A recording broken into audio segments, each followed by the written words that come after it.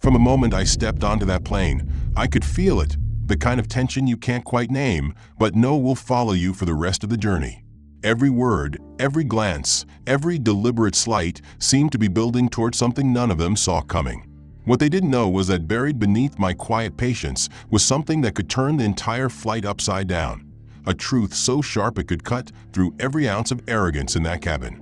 By the time we landed, the balance of power would shift so fast that the ones who smirked early on wouldn't dare meet my eyes. I want to know what you think will happen when that moment comes. So tell me your thoughts in the comments. Let me know where you're watching from. And if you want to see how this story unfolds, make sure you like and subscribe so you don't miss the rest. The terminal was alive with a steady hum of voices, the rolling clatter of luggage wheels over tile, and the intermittent chime of loudspeakers announcing final boarding calls. Eleanor Brooks, wrapped in her neatly pressed navy coat and carrying a worn leather handbag that had traveled with her for decades, walked with a measured pace toward the gate. Her silver hair was gathered neatly into a bun, her posture upright despite the stiffness in her knees from years of wear and tear. She was heading to Denver to see her granddaughter for the first time in months, carrying in her bag a small quilt she had sewn by hand, each patch stitched with care and memory. For her, this trip was meant to be a warm chapter in her life, a chance to share stories over tea and watch the autumn leaves turn in Colorado. As she reached the boarding gate, the head flight attendant, Amanda Collins, stood poised in a crisp navy uniform, hair styled into a glossy twist, her smile reserved for those she seemed to deem worthy.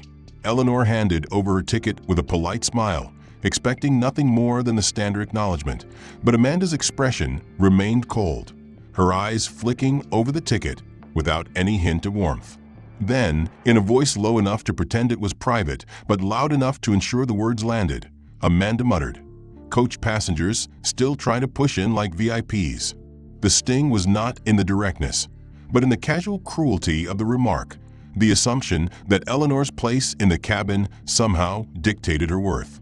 Eleanor, raised in an era where dignity was held close, kept her face calm, offering no sign that the words had struck. She stepped onto the narrow jet bridge, her handbag gripped slightly tighter, the murmur of Amanda's voice lingering like a cold draft. Inside the plane, the aisle was already crowded with passengers stowing luggage and settling into seats. Eleanor moved carefully, letting a young couple with backpacks pass, her eyes scanning for row 14. Her seat was by the window, a small comfort she had chosen deliberately when booking. She slid in, placing her bag on her lap for a moment before setting it beneath the seat in front of her. From her seat, she could see Amanda greeting others with sudden warmth, her voice bright as she welcomed a sharply dressed businessman, her hand lightly touching his arm in a show of hospitality. She had almost convinced herself to let the unpleasant moment at the gate pass when the aisle filled again, passengers shuffling in single file, some stopping to wrestle with overstuffed carry-ons. She glanced down at her small suitcase tucked at her feet and knew it needed to go overhead for her to have room, but with her knees aching from arthritis and the awkward angle of lifting in such a narrow space, she would need a little help. She waited until Amanda passed nearby and spoke in a polite, steady tone. "Excuse me, could you please help me place this in the overhead bin?" Amanda didn't even break stride at first, her eyes scanning the rest of the aisle as if Eleanor hadn't spoken. Then, without turning toward her, Amanda took a deliberate sidestep, allowing a tall, sharply dressed young man behind her to come forward. "Here, let me help you with that," Amanda said, her voice suddenly warm as she reached up and smoothly lifted the man's sleek black carry-on into the bin. She smiled at him in a way that made it clear her energy was reserved for certain passengers. Eleanor's hands tightened around the handle of her suitcase, the fabric pressing into her palm. Amanda finally turned back toward her, eyes glancing briefly at the bag on the floor, and with a thin smirk she said, "You should pack lighter. We're not your personal porters." The words were sharp enough to cut the thin layer of civility that had remained between them. A couple seated nearby exchanged glances, and Eleanor could feel the burn of their curiosity, the silent question of whether she would respond. She did not. Instead, she shifted her focus to the luggage above, calculating the safest way to lift it herself without making a scene. Her movements were slow, careful, but every inch upward sent a strain down her arms and into her joints. The suitcase was lighter than it looked, but the act of raising it overhead in the cramped space was still a challenge. Just as she managed to push it into place, Amanda walked past again, brushing her arm lightly against Eleanor's shoulder in a way that didn't feel accidental. Eleanor eased back into her seat, her expression calm, though the remark still echoed in her head. The deliberate choice to ignore her request, only to immediately help someone else without hesitation, was more than just a lapse in service. It was a message. She thought of all the years she had been told to let small things go, to avoid making trouble, to keep her dignity by staying silent. And yet, she also thought of the years she had spent teaching her own children and grandchildren that there was a time when silence became consent to disrespect. The young man who had been assisted by Amanda glanced toward Eleanor briefly, as if realizing what had just happened, but he said nothing and turned his attention to his phone. The other passengers nearby seemed eager to pretend they had not noticed, their eyes fixed on seatback screens or the safety card in front of them. The cabin lights dimmed slightly as the last passengers found their seats, the sound of luggage shifting in bins fading into the background hum of the plane. Amanda continued down the aisle, her posture rigid and her steps measured, stopping here and there to adjust a bag strap or greet someone in a louder, friendlier tone than she had ever used with Eleanor. The contrast was impossible to ignore, and Eleanor could feel the narrative forming in her mind. This wasn't just about a lack of courtesy. It was about being measured, categorized, and dismissed before a word had even been exchanged. She settled back against her seat, the quilt in her bag pressing lightly against her knees, a reminder of why she was traveling. She told herself to stay focused on that purpose, on the joy waiting at the other end of the flight. But she also knew that the beginning of a pattern was emerging, and patterns, once started, tended to repeat. The intercom crackled to life, the co-pilot's voice running through final flight checks. And as the words washed over her, Eleanor glanced up at Amanda again. The attendant was leaning toward a row several seats ahead, laughing softly at something a passenger had said. The ease in her body language, the casual familiarity, made it even more obvious how deliberate her earlier coldness had been. Eleanor had been in enough rooms, on enough buses, in enough waiting lines to recognize the dynamic, the unspoken rules about who received patience and who received impatience, who was considered worth assisting and who was treated as a burden. She adjusted the small pillow behind her back and took a slow breath. This was only the second encounter, but the air between them had already shifted from impersonal to personal. She had no interest in confrontation for its own sake, but she could feel the first flickers of resolve beginning to take root. It wasn't just discomfort, it was a kind of deep, persistent soreness that came from years of cartilage, wear, and surgeries that only partly helped. As Amanda passed down the aisle once more, Eleanor saw her chance to make a practical request, one that any passenger should have the right to make without judgment. She turned slightly and in her calm and deliberate voice said, "I have bad knees. Could you please help me if there's an extra pillow or cushion available?" She expected at least a neutral acknowledgement, but instead Amanda stopped just enough to give her a sidelong glance and a small, curling smirk. "You seem healthy enough to stand here complaining," she replied. The words dipped in casual derision, delivered at a volume that made them audible to more than just Eleanor. The sting was sharper because it was not only dismissive, but it attacked the legitimacy of her condition without a second thought. Before Eleanor could respond, a young white man seated directly behind her leaned forward toward Amanda, his voice friendly but casual. "Could I get an extra neck pillow if you have one?" Amanda's demeanor shifted instantly. Her smirk transformed into a warm smile, and she nodded. "Of course, I'll grab one for you right now," she said, walking toward the galley with brisk efficiency. Less than a minute later, she returned with a neatly packaged neck pillow, placing it gently into the young man's hands with a pleasant, "Here you go. Enjoy your flight." Eleanor observed the exchange without turning her head, letting the contrast speak louder than any retort she could make in that moment. Once Amanda had finished delivering the pillow, she made her way back down the aisle, and Eleanor repeated her earlier request for a cushion. Amanda didn't pause, didn't look at her with warmth, only replied over her shoulder, "We're out," before disappearing toward the back of the plane. Eleanor knew that tone. It was final, the kind of dismissal that dared you to question its truth. The ache in her knees pulsed again, not just from the physical strain, but from the quiet weight of being made invisible. Around her, passengers were now flipping through in-flight magazines or checking their phones, and Eleanor noticed the same young man with the pillow already resting his head comfortably. She wondered if anyone else saw the pattern forming so clearly, or if they had already decided, consciously or unconsciously, that it wasn't their concern. She kept her posture straight, eyes forward, not wanting to give Amanda the satisfaction of seeing her unsettled. Yet her mind was turning. Each slight was stacking neatly atop the last, forming a structure she had seen before in different shapes, in different places, moments where prejudice didn't scream, it whispered, but the effect was the same. Amanda reappeared moments later, this time with a tray in her hands, as she checked the overhead bins for any last-minute adjustments before takeoff. She didn't make eye contact with Eleanor, instead leaning slightly toward a row farther ahead to exchange pleasantries with a middle-aged couple. Eleanor took in every detail, not because she wanted to dwell on the negativity, but because she understood that sometimes the only way to dismantle injustice was to be able to recount it precisely, without gaps or exaggerations, when the moment of accountability came. She thought of her years as a community liaison, the meetings in cramped town halls where she listened to people share their stories of being overlooked, dismissed, or outright insulted because of assumptions about who they were. She had helped others document their experiences, teaching them that the difference between an isolated complaint and a recognized pattern often came down to memory and detail. Now she realized she was in the position of her own students, collecting pieces of a narrative that, at some point, she might have to put together for someone to see the full picture.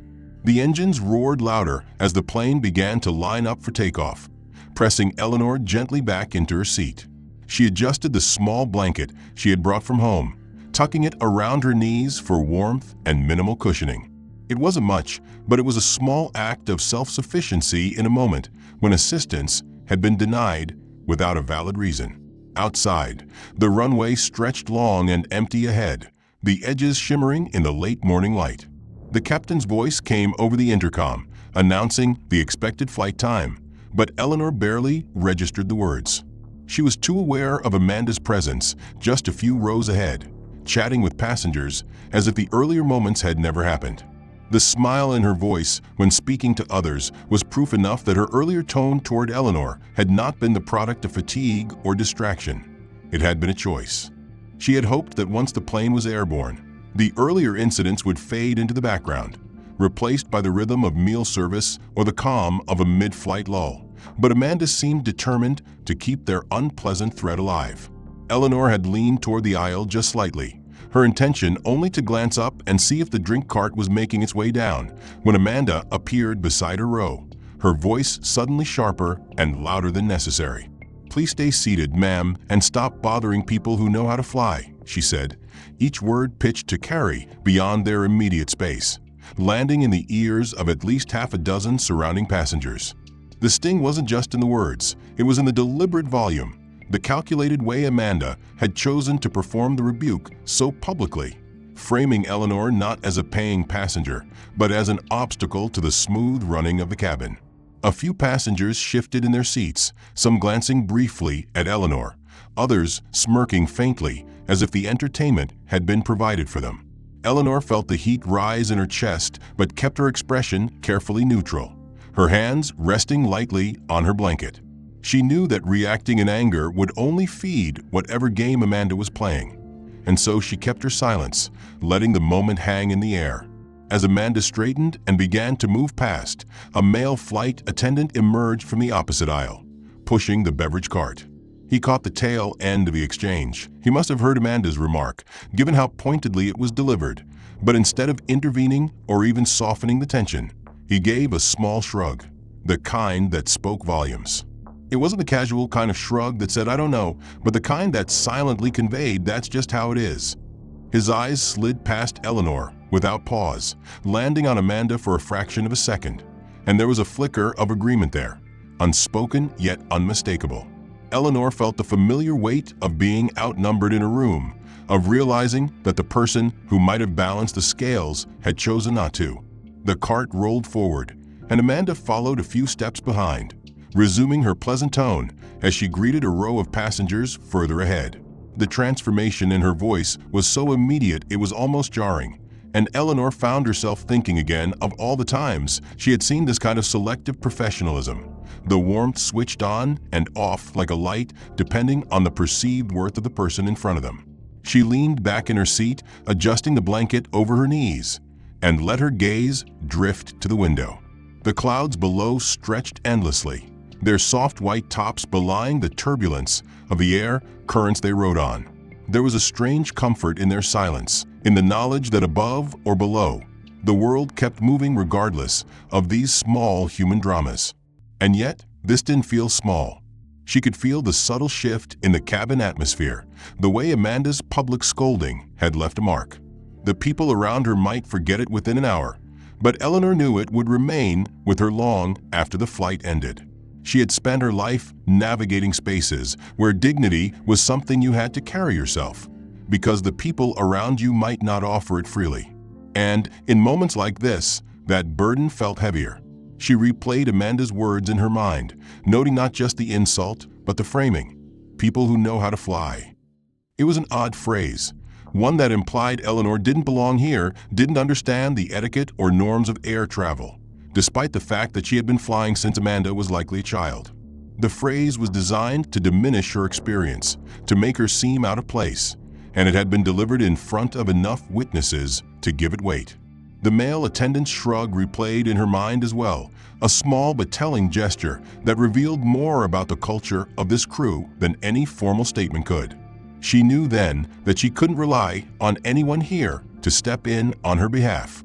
If there was to be balance, she would have to create it herself, though the time to do so had not yet arrived.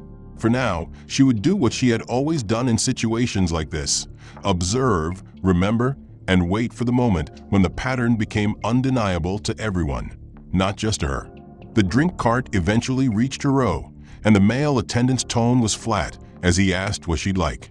She requested a glass of water, her voice steady, and he handed it over without eye contact, already turning toward the next passenger. She sipped slowly, letting the cool liquid wash away the dryness in her throat, but it did nothing to soften the edge of the moment. She could feel Amanda's presence somewhere behind her, moving up the other aisle, her voice once again pleasant and light. Eleanor wondered briefly if Amanda thought she had already won whatever silent contest she was waging. The truth was, Amanda hadn't won anything. Eleanor had already done so, her small handbag tucked under the seat in front of her, her seatbelt snug across her lap. She sat quietly, still processing the sting of Amanda's loud rebuke from earlier, her mind replaying not only the words, but the deliberate choice to make them public. She had been hoping that now, with takeoff imminent, the crew would focus on their duties and leave her in peace. Instead, she saw Amanda approaching again, her expression tight, her stride purposeful. Without preamble, Amanda stopped at Eleanor's row and leaned slightly forward, her voice carrying just enough to be heard by the passengers around them. "Ma'am, you're in the wrong seat.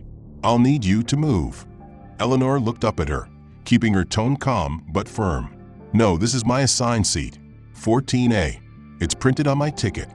She reached into her coat pocket and retrieved the ticket, holding it up for Amanda to see. Amanda glanced at it for less than a second, her lips pressing together in a thin line, then said, "Well, it appears there's been a mix-up. Someone else has claimed this seat, and I'm going to have to move you." Eleanor, unwilling to be pushed around without cause, replied, "If someone else has claimed it, they should be the one to move. My ticket is correct."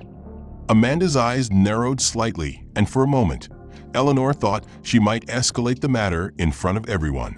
Instead, Amanda straightened, her voice taking on an edge of finality. "Ma'am, please gather your things." The passengers nearby had begun to take notice, their heads turning slightly as they tried to look without being obvious.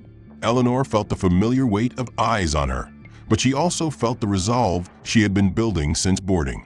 Slowly, deliberately, she placed her hands on the armrests and prepared to stand, but not before she made sure Amanda saw the steady, unflinching look in her eyes. She slid out into the aisle, her knees protesting the movement, and Amanda gestured toward a seat several rows back, one tucked in a cramped spot near the galley with less legroom. "Here," Amanda said, her voice clipped. "This will do." As Eleanor moved to comply, she caught the faintest sound of Amanda's voice as she leaned toward another crew member near the galley.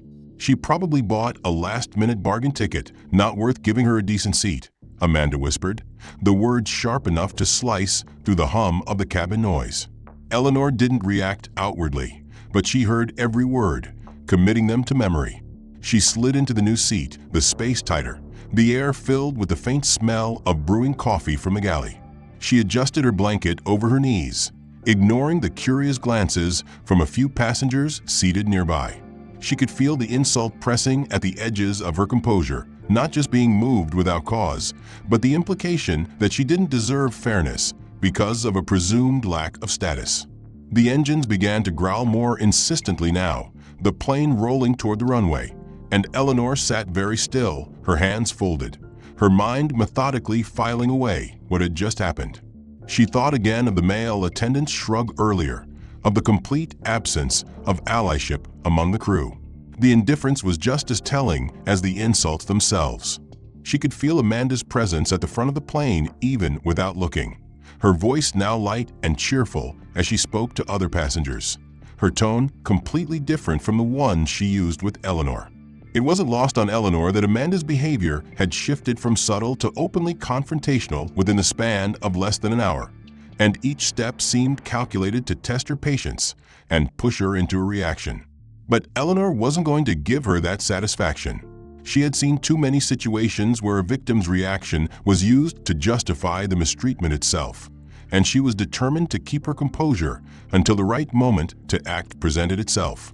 The plane slowed slightly as it reached the end of the taxiway, then turned smoothly, lining up with the runway.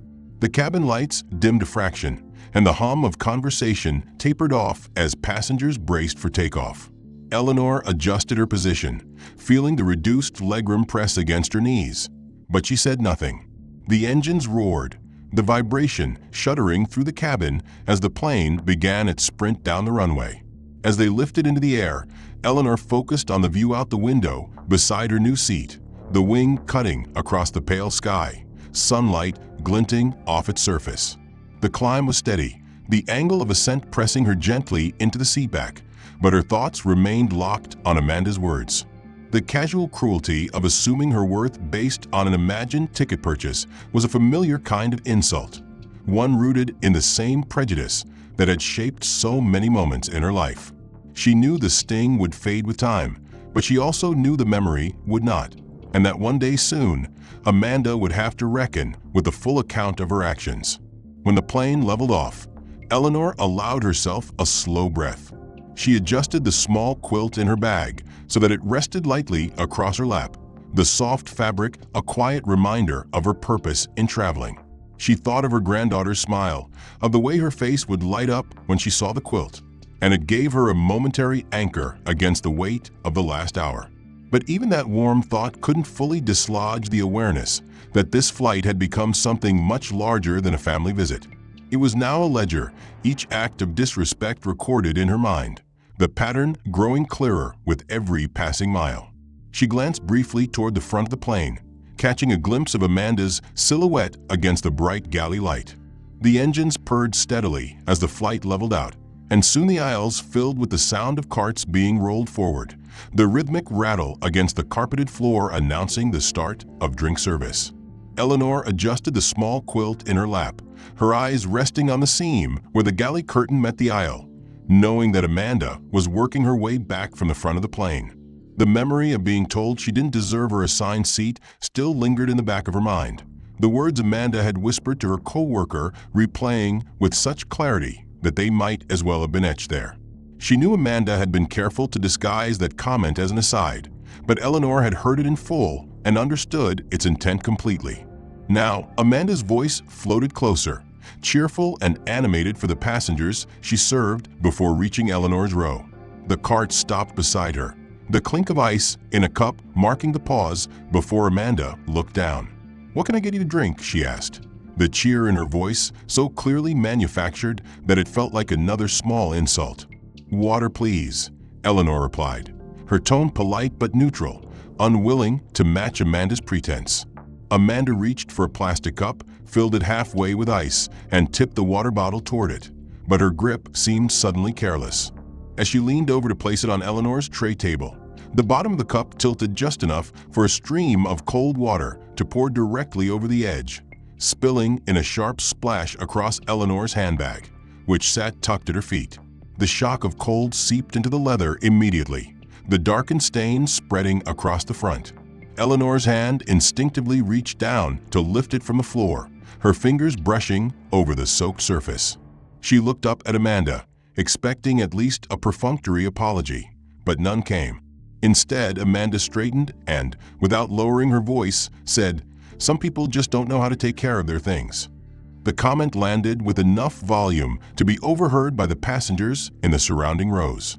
A man across the aisle glanced over, his brow furrowed slightly as he looked between Eleanor and the flight attendant, but he quickly turned back to his tablet. The woman beside him gave a small shake of her head, the kind that said she had noticed but would say nothing.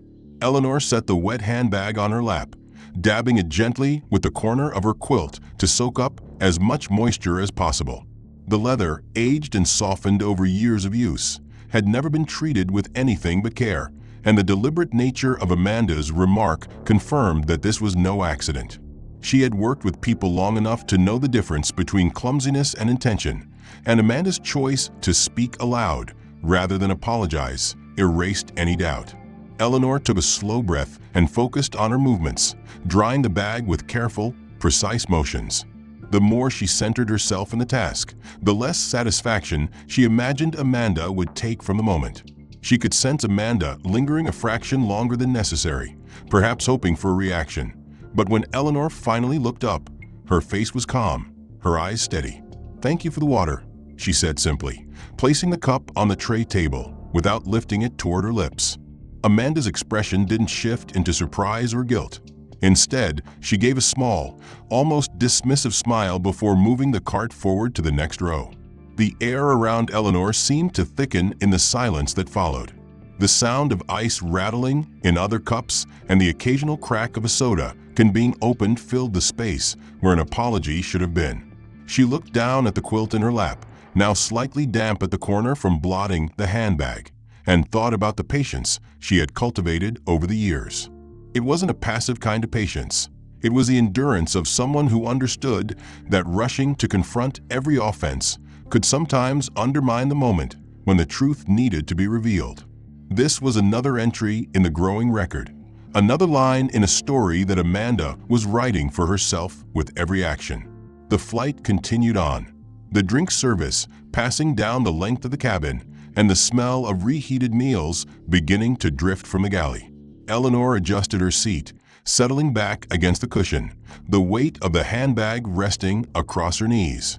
The cold dampness had lessened, but the incident itself had left a heavier residue, one that wasn't so easily blotted away. She thought of the people Amanda had smiled at earlier, the warmth and courtesy lavished on them as if they were old friends, and compared it to the deliberate hostility shown toward her. It wasn't subtle anymore. It had moved into the realm of open disrespect, the kind that dared its target to respond. Yet Eleanor kept her silence, not because she lacked the words, but because she was saving them. She knew the power of timing, the difference between speaking in the heat of emotion and delivering the truth when the stage was set for it to be undeniable. Outside the window, the light had shifted to a softer hue, the sun beginning its descent toward the horizon. The change in light seemed to mirror the subtle changes in the cabin mood as passengers settled into the long middle stretch of the flight, some reading, some sleeping, some watching the seatback screens. She knew the incident had not gone unnoticed. Small glances from a few passengers had confirmed that, but no one had stepped forward, perhaps out of discomfort, perhaps out of fear of drawing attention. That changed moments later when the drink cart reached the last few rows and Amanda began making her way back toward the front. Eleanor, sitting in the cramped seat she had been reassigned to, shifted slightly to stretch her knees, her hand brushing her handbag to check the damage. The leather felt cool and slightly stiff where the water had soaked in. She exhaled slowly, steadying herself for whatever came next. As Amanda drew near, a man seated a few rows back stood slightly to let a passenger pass to the lavatory. He was tall, broad-shouldered, with salt and pepper hair and skin the color of warm earth, and Eleanor recognized him as one of the few other black passengers on the flight. His eyes had been sharp earlier, tracking Amanda's movements much as Eleanor's had, and now, as Amanda stepped past him, he spoke up in a voice that was calm but firm enough to carry over the hum of the engines. "Excuse me," he said, "I saw what happened with that water. That wasn't right, and you should apologize." The words seemed to freeze Amanda mid-step, her head turning slightly toward him, but her body remaining angled toward the front. Her lips curved into a smile that didn't reach her eyes. "This doesn't concern you," she replied, her voice cool, clipped, and laced with the kind of authority people use when they want to shut down a conversation entirely. The man's brow furrowed, but before he could respond again, Amanda was already moving forward, her pace quickening as if to signal the end of the exchange. She reached Eleanor's row, stopping just beside her seat, and leaned down just enough for their eyes to meet. The smile was gone now, replaced by something harder. In a voice pitched low enough to seem private but loud enough for those nearby to catch, she said, "You should be grateful I'm even letting you stay on this flight." The words hit with the same precision as all the others, calculated to demean, to frame Eleanor's very presence as conditional on Amanda's approval. For a fraction of a second, Eleanor considered speaking then and there, letting the sharp edge of truth cut through the air between them. But she knew better than to let Amanda dictate the timing of her response. Instead, she met her gaze evenly, her face a mask of composure, her silence carrying its own weight. Amanda's eyes searched hers, perhaps looking for a flicker of anger or humiliation, but finding none, she straightened and moved on, her polished shoes clicking softly against the aisle floor. The man who had spoken up earlier caught Eleanor's eye as Amanda walked away. There was a flicker of apology in his expression, as if he regretted not pressing harder, but also a spark of respect, perhaps for the way she had held her ground. Eleanor gave him the smallest of nods, a silent acknowledgement that she had heard him, appreciated his effort, and understood why he had stopped. She had seen that moment before in others, the calculation between standing one's ground and protecting one's place in a situation that could quickly turn hostile. The cabin seemed quieter after that, though Eleanor knew it was an illusion. The engine still hummed, the occasional rustle of pages and clink of plastic cups still filled the air. But for her, the atmosphere had shifted. Amanda's comment was not just an insult, it was a threat, one that framed Eleanor as being on probation, her belonging on the flight something that could be revoked at will. It was an assertion of power that Amanda wielded not because it was necessary, but because she could. Eleanor adjusted the quilt over her knees, her fingers brushing the damp edge that had been used to blot her handbag earlier. She thought about all the moments leading up to this one, the cold stare at the gate, the refusal to help with her luggage, the smirk when she mentioned her bad knees, the public humiliation, the 4C change, and now the spill and the threat. Each moment had been small enough to deny individually, but together they formed a pattern so clear it could not be ignored. And Amanda, whether she realized it or not, was making that pattern impossible to hide. The man who had spoken up earlier glanced her way again, his eyes asking a silent question. "Are you all right?" Eleanor gave a subtle tilt of her head, enough to communicate that she was steady, that she was not rattled, even if the truth was more complex. She was steady, yes, but she was also gathering herself for what she knew was coming. The rest of the flight stretched ahead like a narrow road lined with obstacles, each one an opportunity for Amanda to add to the record Eleanor was keeping in her mind. Outside, the light was dimming, the golden edges of the clouds softening into deeper shades as the sun sank lower. Eleanor watched the colors shift, letting the beauty of it serve as a counterbalance to the ugliness inside the cabin. She could almost feel the weight of her resolve solidifying, not out of stubbornness, but out of necessity. She had been in situations before where people underestimated her, where they believed her silence was submission rather than strategy. Amanda was making that same mistake now. The incident with the man who had spoken on her behalf replayed in her mind, his courage cut short by Amanda's sharp dismissal, and then Amanda's own words, those venomous, condescending syllables about being grateful to remain on the flight, still sat in her chest like an unwelcome stone. Eleanor was not the kind of woman who let insults fester without examination. She dissected them, understood them, stored them for the right time. But even she could feel the pressure mounting now, the atmosphere growing more hostile with each step Amanda took down the aisle. The cabin lights had dimmed to a soft, warm glow meant to encourage rest. But rest was the last thing Eleanor could find in this cramped seat near the galley. Her knees ached from a lack of space. The earlier spill on her handbag had left it with a faint mark she knew she could probably repair.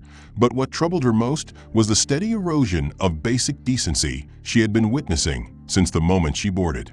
She had watched Amanda with other passengers, offering refills before they were even asked for, leaning in to share a laugh, crouching to speak to a child with gentle kindness.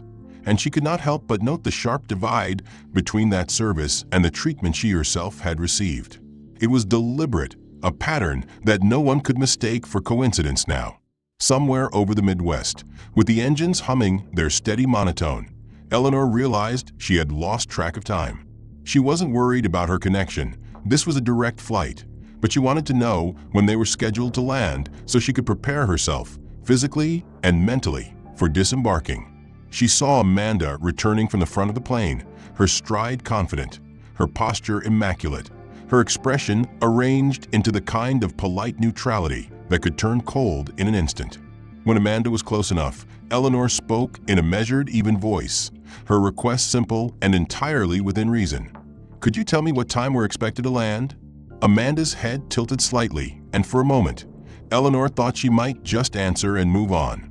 But then came the change, that subtle tightening of the jaw, the narrowing of the eyes, the way her mouth curved not into a smile, but into something between mockery and dismissal. "You don't need to know," Amanda said, her tone dripping with disdain. "Just sit there."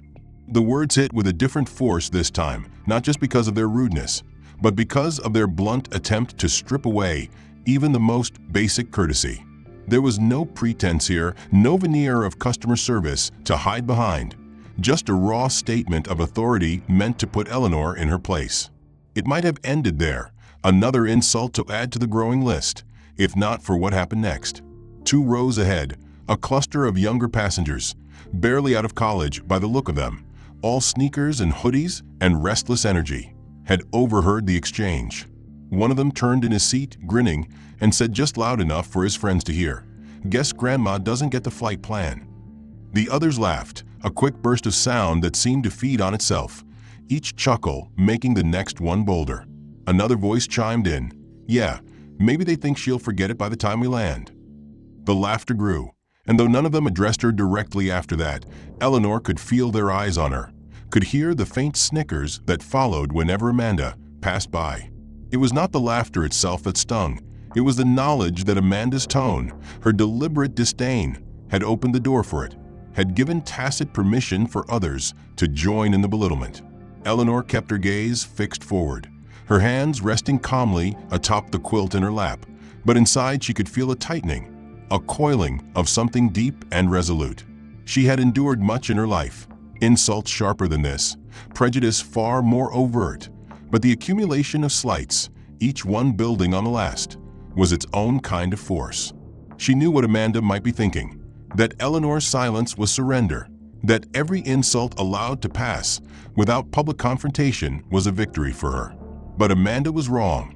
Silence could be a shield as well as a wound, and Eleanor's was the former. She was waiting, not yielding. She could hear the younger passengers still murmuring to each other, their amusement lingering like a faint, sour scent in the air. She imagined they thought themselves clever, emboldened by Amanda's behavior, and she wondered if they realized how transparent they were, how easily they had been led into joining a performance that wasn't theirs to begin with. Amanda passed again, her eyes glancing briefly toward Eleanor, and for the first time, there was something in them that wasn't just hostility. It was curiosity, maybe even wariness, as if she was beginning to sense that Eleanor's composure was not the result of defeat, but of calculation.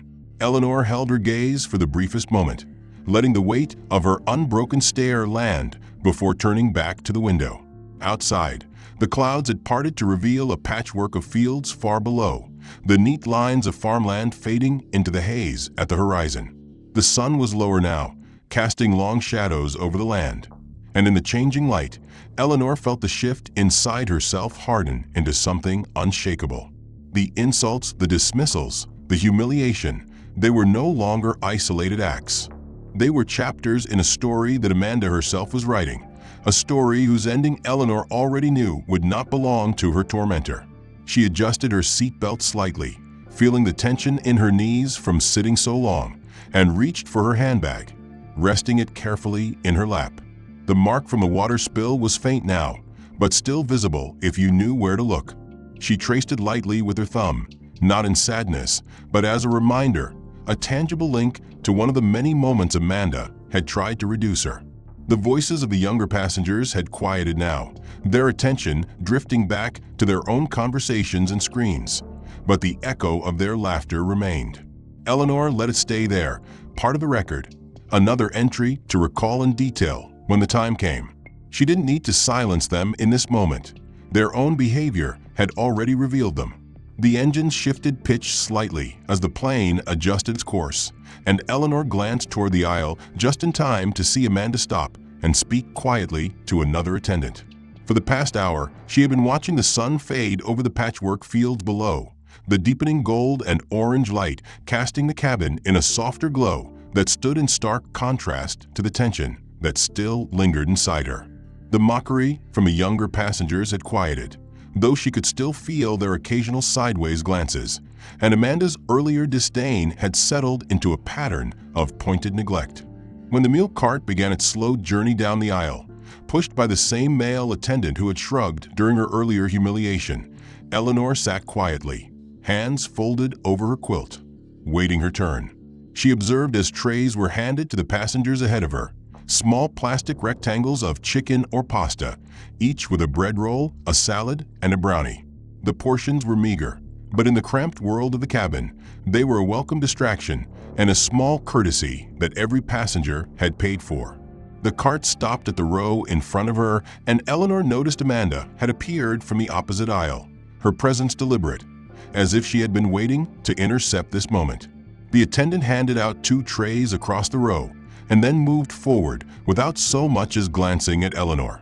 She waited, expecting the pause, the familiar question of chicken or pasta, but it never came.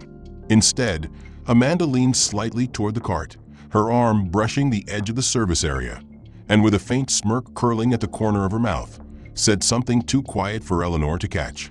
The male attendant nodded once and continued forward, skipping her entirely. Eleanor blinked, momentarily unsure if she had simply been overlooked, and then leaned forward slightly. "Excuse me," she said evenly, "I haven't received my meal." Amanda turned toward her with that same smirk, her voice carrying a touch too loudly, just enough for nearby passengers to hear. "Oh, we must be out by now," she said, glancing at the cart with mock concern. Then, leaning in slightly, as if confiding a piece of advice, she added, "If you want good food, maybe fly with another airline next time." The words were calculated to sting, an insult disguised as a suggestion, the kind of comment that would leave a person wondering whether they had been denied something because of a logistical error or because of something more intentional. Eleanor knew the answer before Amanda had even finished speaking. The nearby passengers shifted in their seats, a few darting quick glances at her before looking away. She could feel the quiet discomfort spreading through the row, but no one spoke. Even the younger passengers who had laughed earlier were silent now, perhaps sensing that the game had moved past the point of humor into something more openly cruel. Eleanor adjusted her quilt, letting her hands rest calmly on her lap. Her stomach was fine. She had eaten before the flight. This wasn't about the food. It was about the deliberate exclusion, the public nature of it, and the knowledge that Amanda was again marking her as someone unworthy of the same treatment as everyone else. She thought of all the steps that had led here, the cold stare at the gate, the insult about being a VIP, the refusal to help with her bag, the smirk when she mentioned her knees, the neck pillow given to another passenger, the loud rebuke to stay seated, The shrug from a male attendant, the seat reassignment, the whisper about bargain tickets, the water spill, the dismissal of the other black passenger, the remark about being allowed to stay, the disdain when she asked the landing time, the mockery from the younger passengers. And now, the meal skipped as if she were invisible. But she was far from invisible. She was documenting every moment in her mind, locking away each insult in the order it came, the way she had once organized witness statements in her professional life. She didn't need to interrupt Amanda or call attention to herself now. She knew that the weight of accumulated truth would be far heavier than any single outburst could be. Amanda gave one last look, as if expecting a protest, but Eleanor only met her gaze briefly before returning her eyes to the window. Outside, the last of the daylight had thinned into a band of fading orange along the horizon, the deep blue above it swallowing the sky. The engines droned in steady rhythm, the kind of sound that could lull a person to sleep if not for the low, unbroken tension running through the cabin. Eleanor heard the rustle of wrappers and the soft clink of plastic cutlery from passengers around her as they began their meals. She reached for her handbag not to eat, but to retrieve a small notepad she carried for moments like this. Without looking around, she opened it on her lap, her pen moving in neat, precise strokes as she jotted down the details. Skipped during meal service. Amanda present. Male attendant bypassed row after brief exchange with her. Comment: if you want good food, maybe fly with another airline next time. The act of writing was as much for herself as it was for the record. It gave her a sense of control, a way to anchor herself in the midst of the quiet hostility. When she was finished, she returned the notepad to her bag and folded her hands over it, her face composed, her posture unyielding. Amanda had moved further down the aisle by now, her voice light and pleasant again as she offered passengers their choice between chicken and pasta. The sound of it was almost absurd in its hypocrisy, and Eleanor allowed herself a faint, private smile at the thought of how different that tone would sound when placed beside the truth of her actions. The last scraps of daylight vanished outside the window, replaced by the deep navy of night. The skipped meal still lingered in her thoughts, not because she had been hungry, but because of the deliberate way it had been done, the calculated coordination between Amanda and the male attendant, the smirk that accompanied the suggestion she try a different airline if she wanted good food. She had written it down in her notepad, carefully preserving the details for the record she was building, but no amount of neat handwriting could erase the truth of how it felt to be made invisible in plain sight. Around her, passengers had begun to settle into their post-meal routines. Some reading under the glow of overhead lights, others watching movies, others already dozing with neck pillows in place. The hum of the engines and the faint scent of coffee from the galley created an illusion of calm, but Eleanor knew that illusion would not last long. Amanda had a pattern now, one she had followed since Eleanor boarded, and Eleanor had no reason to believe it was over. She heard the soft click of shoes against the aisle floor before she saw her, Amanda emerging from the front of the plane with her steps measured, her face wearing the neutral mask of someone who could shift into a smile or a sneer at a moment's notice. She stopped at a row a few seats ahead to check on a passenger's blanket, her voice warm and solicitous, and then moved toward Eleanor's cramped seat near the galley. As she reached the row, she paused, leaning slightly forward as if to check the overhead bin, and then turned her attention directly to Eleanor. Without preamble, she bent down, her face close enough that Eleanor could see the slight sheen of powder on her skin, the faint scent of her perfume cutting through the recycled air. Her voice dropped to a near whisper, but there was no softness in it, only the cold edge of disdain. "I'm guessing you've never been treated well in your life," she said, each word enunciated with deliberate care, as though she wanted to be sure none of them could be mistaken. The insult was surgical, personal, and designed to land deeper than the public remarks had. It was not about her seat, her bag, or even the flight. It was about her worth as a person, the suggestion that a lifetime of dignity and self-respect had never existed for her. For a fraction of a second, Eleanor felt the familiar surge of heat in her chest, the instinct to respond, to let her words slice back with the precision they deserved. But she did not speak. She held Amanda's gaze instead, letting the silence between them carry its own weight. Her eyes did not flinch, her expression did not shift, but her stillness was sharper than any spoken retort could have been. Amanda lingered there, perhaps expecting a protest or a sign that she had struck a nerve. But Eleanor gave her nothing. Slowly, Amanda straightened, her eyes searching Eleanor's face for something she would not find, and then she moved on, her shoes clicking softly as she returned toward the front of the plane. The space she left behind seemed to hum with unspoken words, but Eleanor knew better than to fill it. She had learned long ago that there was a kind of power in choosing when to speak, and that sometimes the absence of a reaction could be louder than the reaction itself. She looked back at her reflection in the dark window, noting the steadiness of her own gaze, the calm set of her mouth. If Amanda believed her silence was surrender, she was mistaken. It was calculation, a careful choice to let the moment stand on its own, unclouded by emotion, so that when Eleanor chose to speak later, the truth would be impossible to deny. She could hear faint laughter from the cluster of younger passengers a few rows ahead, their voices low but edged with the kind of energy that thrived on someone else's discomfort.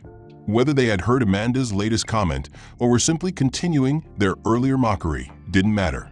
The effect was the same. They were part of the atmosphere Amanda had cultivated, a space where disrespect could breathe freely. Eleanor shifted slightly in her seat, adjusting the quilt over her knees, her fingers brushing the edge of her handbag.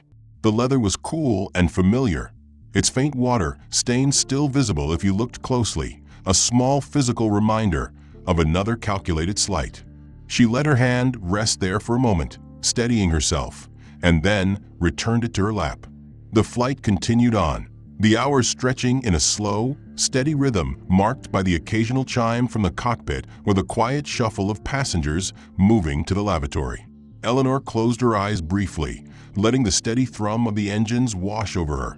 And in that sound she found the same quiet certainty she had been carrying since boarding, that every one of these moments was part of the same story, and that the person writing it was too arrogant to realize she was also setting up its conclusion. When she opened her eyes again, Amanda was nowhere in sight, but Eleanor knew she would return. She always did, and each time, she gave Eleanor one more entry for the record, one more piece of proof that the pattern was not imagined but deliberate, sustained, and undeniable. Outside, the world was invisible now, the darkness complete except for the occasional flash of a wing light. Inside, Eleanor's focus sharpened. The journey was more than halfway over, and she could feel the tension building towards something that had not yet revealed itself. The hum of the engines was constant, almost hypnotic, but for Eleanor, there was no sleep waiting in the edges of her mind. The sting of Amanda's most recent insult still lingered, not in the way Amanda had intended, as a wound meant to cut deep, but as another meticulously placed piece of evidence in the growing structure Eleanor was quietly building. She had chosen silence in the moment, letting her gaze speak instead, and that silence had left Amanda with nothing to twist or distort. But silence did not mean inactivity. Eleanor could feel the shift now, faint but distinct, like the barely perceptible tilt of a plane as it changes direction midair. It came not from Amanda, but from somewhere up front. A few minutes earlier, as Amanda had walked past the galley, Eleanor had caught the briefest glance of movement from a seat in the forward section. Row 3, window side. The passenger there, a man in a charcoal sweater with close-cropped hair and the posture of someone who noticed more than he said, had been watching the aisle during each of Amanda's passes. Eleanor had noticed his eyes track her as well, not in curiosity or pity, but with a quiet focus of someone cataloging details. Now, with Amanda out of sight in the galley, Eleanor saw him again, his posture slightly angled toward the aisle, his hand moving steadily across a small notepad balanced on the tray table. Even from a distance, she could tell it wasn't idle doodling. The pen strokes were precise, the pauses deliberate, the kind of writing that came from someone trying to capture facts before they faded. She wondered how much he had seen. Had he witnessed the drink service accident and Amanda's loud remark about her belongings, the dismissal of the other black passenger, the disdain about the landing time, the meal being skipped? Or had he caught the more private moments too, like the whisper about bargain tickets or the latest comment about her never having been treated well in her life? Whatever he had recorded, He was doing so with the same kind of care she herself used when preserving something important. The thought brought a subtle shift to her own posture, her back straightening just slightly, her shoulders easing into a new balance. For hours now, she had carried the weight of this experience almost alone, save for the brief intervention from the other black passenger who had been silenced quickly. But here was someone else, a silent observer, choosing to document rather than ignore. It was not rescue, not yet, but it was acknowledgement, and acknowledgement could be powerful. Amanda's voice floated faintly from the galley, light and cheerful again, likely speaking to the male attendant or preparing for another pass through the cabin. Eleanor kept her gaze steady on the forward row for just a moment longer, then let it drift toward the darkened window at her side. Her reflection stared back at her, calm but unyielding. The time was approaching when this would shift from silent endurance to action, and she could feel herself mentally moving toward it. She reached slowly for her handbag, her fingers curling around the familiar worn leather, and placed it in her lap. The zipper glided open with a soft metallic sigh, and inside, beneath the folded quilt and the edge of her notepad, was a thick sealed envelope.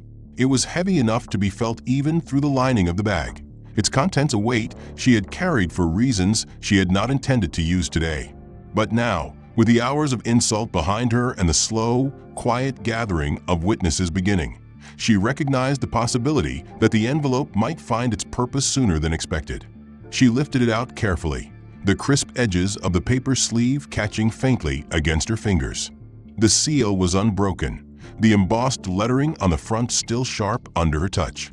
It bore no decoration beyond what was necessary, but the significance of what it contained was not in its appearance. It was in the authority it represented, an authority that could shift the balance of this flight in an instant. Eleanor did not open it. She set it on her lap, resting her hands lightly atop it, and allowed herself to feel the calm that came from knowing she held more than enough to counter every insult, every dismissal, every calculated slight Amanda had delivered. This was not the moment to use it, not yet. But the act of bringing it into the open, of letting it rest in plain sight for anyone who happened to glance her way, was its own quiet move. She didn't need to display it ostentatiously. She simply let it be there, as natural as the blanket over her knees or the cup of water on the tray. From the corner of her eye, she saw the man in row 3 glance back again, his gaze flicking to the envelope before returning to his notepad. She didn't know him, didn't need to, but she recognized something in the way he was watching. It was the same way she had watched over the years, measuring when to step in, when to hold back, when to record without interference. She was speaking to passengers in the rows ahead with a tone that was almost sing-song, leaning in to offer extra napkins, smiling as though she were carrying out the very picture of professional service. And yet Eleanor could hear the false note beneath it, the same tone she had heard all afternoon when Amanda was trying to perform warmth for an audience she considered worth her effort. The man in row 3 was still in her peripheral awareness, his pen moving occasionally, his posture attentive without being obvious, and Eleanor knew he was still recording. The sealed envelope remained in her lap, her fingers resting lightly against it, and though she had not yet used it, she felt the weight of what it represented settle even more firmly in her mind. Amanda reached her row with the cart, and Eleanor could feel the slight shift in the air as she stopped. There was no greeting this time, no pretense of politeness, just a faint tilt of the head and the barest hint of a smile that was not truly a smile. "Need anything?" she asked, the words flat, as if offering her nothing would be the preferable outcome. "No, thank you," Eleanor replied, her tone even. She expected Amanda to move on, but instead, the attendant lingered, her eyes flicking to the quilt on Eleanor's knees, then to the handbag, and then to the envelope still sitting in her lap. There was a pause long enough to be deliberate before Amanda spoke again, her voice dropping slightly in volume. "Carrying a lot of important-looking things for someone just flying coach," she said, the mockery clear in her eyes. It was a petty jab, but it was also another opening, a chance for Eleanor to choose whether to let the insult join the growing list in silence or to begin the shift she had been waiting for. She reached down, her movements unhurried, and slid the envelope back into her handbag. Amanda's gaze followed the motion, and perhaps sensing the possibility that she had driven Eleanor to hide something. She gave a faint, satisfied smirk and began to step back toward the cart. That was when Eleanor decided the time was right. She reached into the inner pocket of her handbag, her fingers brushing over the familiar texture of a leather card holder, and drew it out slowly. Amanda's attention was drawn back immediately, her smirk faltering as she watched Eleanor set the card holder on the tray table with the same deliberate care one might use in placing down a piece of fragile glass. Without saying a word, Eleanor flipped it open, revealing a dark blue identification card that caught the soft cabin light just enough to make the embossed federal seal glint. The card's face was clear and unmistakable, the lettering precise, the emblem of the Department of Justice centered above the title. Federal Investigator read. For a moment, Amanda simply stared. The practiced control in her expression cracked just slightly, enough for Eleanor to see the first flicker of recognition and the ripple of unease that followed it. Her eyes scanned the card, reading and rereading the words, as though hoping they might change under her gaze. U.S. Department of Justice, she murmured, her voice barely audible now, the edge of mockery gone entirely. Her eyes lifted from the card to meet Eleanor's, and the shift in her demeanor was subtle, but absolute. Her posture straighter, her movements slower, her tone stripped of the casual superiority she had carried all flight. Eleanor didn't smile. She didn't need to. The power in that moment wasn't in gloating. It was in the simple act of letting the truth sit plainly between them, undeniable and immune to the twisting of words. She left the card on the tray table for several seconds, long enough for Amanda to feel the weight of it, and perhaps to replay in her own mind the long chain of actions that had led to this point. The younger passengers a few rows ahead, the ones who had laughed earlier, had noticed the pause and turned slightly in their seats. One of them craned his neck enough to catch a glimpse of the card, and whatever he saw was enough to make him stop smirking. The whisper he shared with his friend was short, and the laughter died without anyone needing to silence it. Amanda cleared her throat softly, the sound oddly hesitant compared to the crisp authority she had wielded earlier. I didn't realize, she began, but Eleanor cut her off, not with words, but with a slow, deliberate movement as she closed the card holder and slipped it back into her handbag. She adjusted the quilt over her knees and looked toward the window, her expression unchanged, the message delivered without a single sentence. Amanda lingered for a moment longer, her hands resting lightly on the cart handle, before moving on to the next row. But the air around her had shifted. The easy confidence was gone, replaced by a carefulness that Eleanor recognized instantly. Once you showed someone exactly who you were, and that you could prove it, they no longer approached you in the same way. Eleanor settled back into her seat, the steady hum of the engines filling the silence where Amanda's mockery used to be. She could feel the watchful eyes of a few passengers who had caught enough of the exchange to know something had changed, and in her peripheral vision, she saw the man in row 3 lean back in his seat, his pen momentarily still. It was as if a ripple had passed through the rows, subtle but strong, carrying with it a shift in how people looked at her, how they looked at Amanda, and how they processed the hours that had led up to this moment. Conversations that had been going on in nearby seats faltered, their volume dropping not out of fatigue, but out of sudden awareness. The younger passengers who had been so quick to smirk earlier now sat straighter, their heads turned slightly toward the windows, their voices quiet. The man in row 3, the one who had been taking notes, leaned back in his seat, his eyes still sharp but now softer in their expression, a small nod passing between them, as if to say that he understood more now than before. Even the other black passenger, who had tried to intervene earlier, glanced over the tops of seats with a faint smile of recognition, as if this turn in the tide was something he had been quietly hoping for. Amanda was still there in the aisle, her body angled toward Eleanor in a way that suggested she was fighting the urge to retreat. The once easy confidence in her stance was gone, replaced by a kind of careful stillness, the kind people adopt when they realize they are in the presence of someone whose authority outweighs their own. Her lips pressed together for a moment, and then she tried to force a smile, the corners of her mouth twitching in an attempt to mimic warmth. "Oh, I didn't know," she said, the words stumbling out in a rush that made it clear she had abandoned her earlier habit of controlling every syllable. The statement hung there between them, a flimsy attempt at explanation, or perhaps a plea for leniency disguised as surprise.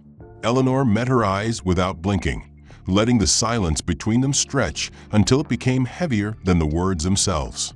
She didn't need to answer, not now. Amanda's stammer was its own admission, the kind that could not be dressed up later as professional detachment or misinterpretation. It was raw and unpolished, a reaction she had not planned for and could not fully contain. The passengers around them had noticed the shift as well. A woman across the aisle, perhaps in her late 40s, glanced between Eleanor and Amanda with a look that carried both curiosity and a quiet kind of approval. A man in the row ahead turned slightly in his seat, his eyes narrowing as if recalculating his earlier impressions of the flight. The younger group had fallen silent entirely, their restless energy replaced with the awkward stillness of people who realized they may have chosen the wrong side in a story. The male attendant, the one who had shrugged off Amanda's earlier behavior, appeared at the far end of the aisle, pausing when he saw the tableau. His eyes flicked between them, landing on Amanda for a fraction longer than necessary, and Eleanor could see the calculation there, the recognition that something significant had happened, and that the balance of authority in the cabin was no longer as clear as it had been. Amanda shifted her weight slightly, her hands gripping the edge of the service cart, and Eleanor could almost hear the internal scrambling behind her eyes. She had built her treatment of Eleanor on the assumption that there would be no consequence, that her words and actions could be dismissed as misunderstandings if they were ever questioned. But the card had stripped away that safety net. It had introduced a new possibility, that the passenger she had spent hours undermining was not just another face in the crowd, but someone with the experience, credibility, and connections to ensure that every detail of this flight could be examined under the brightest light. Eleanor said nothing. She didn't soften her gaze, didn't offer a reassuring smile, didn't give Amanda any indication that this moment could be smoothed over with polite words. She simply let the silence hold, watching as Amanda's forced smile wavered again, her eyes darting briefly toward the passengers who were now openly watching. The hum of the engines filled the space where chatter had been only minutes before. Even the occasional clink of a cup or the rustle of a snack wrapper seemed muted, as if the cabin itself was listening. Eleanor kept her posture relaxed, her hands still and steady, her breathing even. She could feel the shift not just in Amanda, but in the people around her. The dynamic had changed, and they all knew it. Respect was not something that could be demanded. It was something that was earned or, in this case, revealed. The card had not given Eleanor respect so much as it had removed the permission for others to treat her without it. Amanda cleared her throat again, her smile gone now, replaced with a more neutral expression that still failed to hide the unease in her eyes. "If there's anything else you need," she said softly, almost as if speaking to herself, "please let me know." The words were meant to signal service, but they sounded more like an acknowledgement of obligation, as though she had realized too late that her role required something she had been unwilling to give until now. Eleanor inclined her head slightly, neither accepting nor rejecting the offer, and turned her gaze back to the window. Outside, the wing lights flashed at steady intervals against the deep black of the night sky, and somewhere far below, the faint glow of small towns and highways dotted the darkness. In the reflection of the glass, she could see Amanda still standing there for a moment longer, as if unsure whether to retreat or attempt another bridge. The other passengers who had been watching her since the reveal now followed the motion with a quiet attentiveness. They had seen her produce the ID card earlier and knew that whatever she did next would not be casual. She flipped the notebook open to a fresh page, her pen poised between her fingers with the familiarity of someone accustomed to documenting events with precision. Amanda had retreated down the aisle, but her name badge had been visible earlier, and Eleanor had noted it long before this point. She wrote it now, each letter neat and evenly spaced, Amanda Collins. Below that, she added the employee number that had been printed just beneath the name on the badge, making sure it was recorded exactly as it appeared. The pen moved with steady confidence, not the hurried scrawl of someone acting out of emotion, but the careful script of a person compiling a formal record. She added the date, the flight number, and the sequence of events in brief form, enough to serve as an index to the fuller recollection she would compile later. From her seat near the galley, she could hear the faint hiss of the intercom as the male attendant at the far end of the cabin pressed the handset to his ear, his voice low but tense. She couldn't make out the exact words at first, but then she caught the phrase, personnel-related emergency, and the shift in his tone told her this was not routine. The captain's voice came back over the line, still too faint for most passengers to notice, but Eleanor's ear caught the decisive cadence of command. A few seconds later, the attendant replaced the handset and walked briskly toward the front of the aircraft. Amanda, who had been bending over to adjust a passenger's blanket, straightened as he approached, her body turning just enough for Eleanor to see the subtle stiffening in her shoulders. There was a brief exchange, too quiet for even Eleanor to catch now, but the male attendant's hand gestured toward the galley, his expression a mix of professional control and unmistakable firmness. Amanda's eyes flicked once toward Eleanor's row, then back to her colleague, and even at this distance, Eleanor could read the signs. She had been told something she didn't want to hear, and she knew she couldn't argue it in front of the passengers. The cart was left where it was as Amanda followed the male attendant toward the front, her steps slower than his, her back still held straight, but her gait lacking the easy authority it had carried earlier in the flight. Eleanor didn't look away. She kept her gaze steady on the aisle, making no effort to hide that she was watching. When they reached the forward galley, the curtain was pulled closed, and for a brief moment, there was no sign of either of them. Then the curtain opened again, and the male attendant emerged alone, moving the service cart to the side. Amanda did not return. Passengers began to notice the absence. A woman across the aisle from Eleanor leaned subtly toward her traveling companion, murmuring something under her breath, her eyes darting toward the front of the plane. A man in the row ahead glanced back once, as if confirming for himself that the head flight attendant, who had been so present throughout the journey, was no longer in the aisle.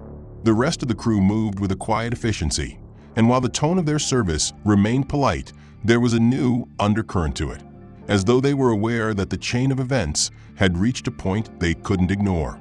Eleanor closed her notebook and slid it back into her handbag, the small click of the clasp a sound of finality.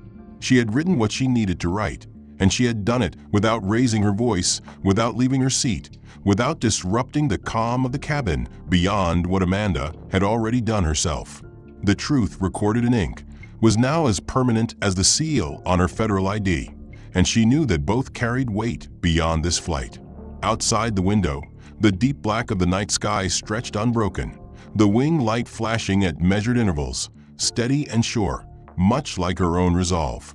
The hours of insult and dismissal that had stacked one upon another since boarding were still there in her memory, but they no longer felt like a burden she was carrying alone. The silent acknowledgement of the passengers who had witnessed the turning point, the note-taking of the man in row 3, and now the captain's intervention had shifted the balance.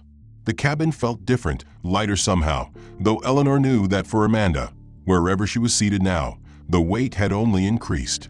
Eleanor sat still, her hands resting lightly on her quilt, watching the soft glow of city lights begin to appear through the oval window like scattered stars against the black earth. The absence of Amanda's voice had been notable since her removal from active service, and the flight had passed in a strangely calm quiet after that, the crew polite and measured in their duties, the passengers' glances toward Eleanor now holding a mix of respect and curiosity rather than the earlier detached indifference. The man in row 3 had closed his notepad but kept it on the tray table, his eyes occasionally meeting hers with the unspoken acknowledgement that they had both been part of something that mattered. As the wheels lowered with a muffled thud beneath them, the sensation of descent pressed Eleanor gently into her seat, and she took a slow breath, centering herself for what was to come. She had not acted with the intention of public spectacle, but she understood that the kind of arrogance Amanda had displayed could not be left to fade quietly without accountability. The moment the plane rolled onto the tarmac and began taxiing toward the gate, Eleanor could feel the shift in energy, not just the usual rustling of passengers eager to disembark, but the low, guarded movements of the crew who knew something awaited on the other side of that door. The forward galley curtain stirred slightly, and through the gap she caught a glimpse of Amanda, her posture rigid in the jump seat, her face turned away from the cabin, the proud mask she had worn all flight now stripped bare to reveal the tight lines of someone bracing for consequence. The plane came to a smooth stop, the seatbelt signs went dark, and the familiar click and shuffle of passengers gathering their belongings began. Eleanor stayed seated, letting the initial rush pass, her composure unbroken, as voices rose and overhead bins thudded open. Then, through the narrow aisle view, she saw them. 2 uniformed airport security officers stepping onto the jet bridge and waiting at the entrance. Their presence was calm, professional, but unmistakable, their posture leaving no doubt about their purpose. The male attendant who had earlier called the captain emerged from the front, speaking quietly to the officers and gesturing toward the curtained galley. A moment later, Amanda appeared, her step slow, her gaze flicking toward the watching passengers before dropping quickly to the floor. Her once proud face, the same face that had smirked at insults and delivered condescension without hesitation, was now pale and taut, her jaw set not in confidence, but in an effort to keep from showing the fear that had replaced it. One of the officers stepped forward, speaking to her in a tone that carried no anger, but also no room for argument. And though Eleanor could not hear the exact words, the meaning was clear enough. Amanda nodded once, glancing toward Eleanor's row for the briefest second before looking away again.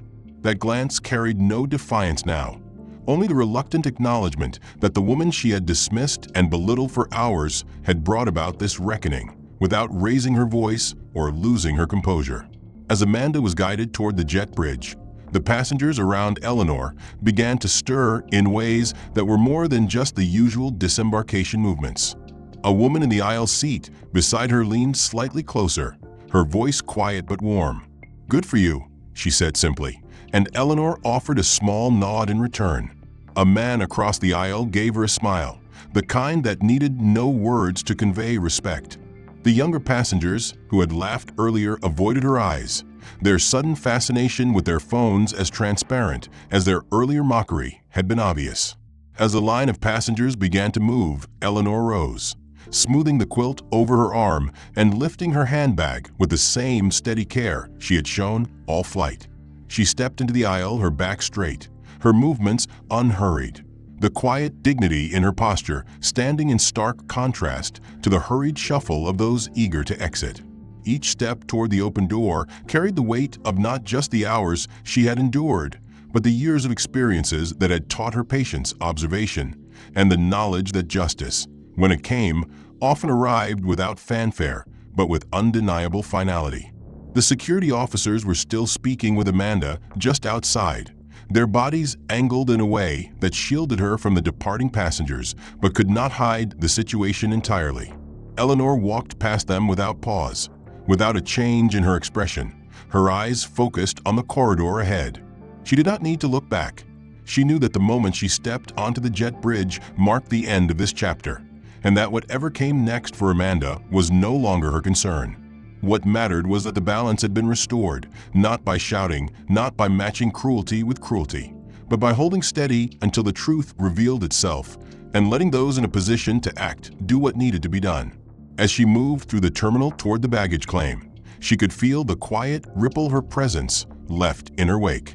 A few passengers offered soft goodbyes or nods of acknowledgement as they passed, small gestures that spoke volumes in their sincerity.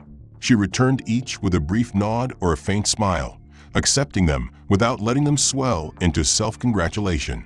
This had never been about winning a personal victory. It had been about not allowing injustice to stand unchallenged.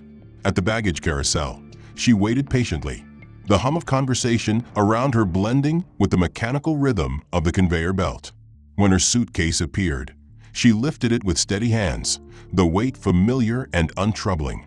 Outside, the cool air of the evening greeted her, a sharp but welcome contrast to the recycled cabin air she had endured for hours. The end. If you've been following this story from the very beginning, I'd love to hear what you think about how it unfolded. Did the turning point play out the way you expected? Or did the reveal take you by surprise? Share your thoughts about the plot and tell me where in the world you're watching from. I'm always curious to know how far these stories travel. And if you want to see more stories like this, make sure you subscribe so you don't miss the next one. And give us a like to let me know you want more.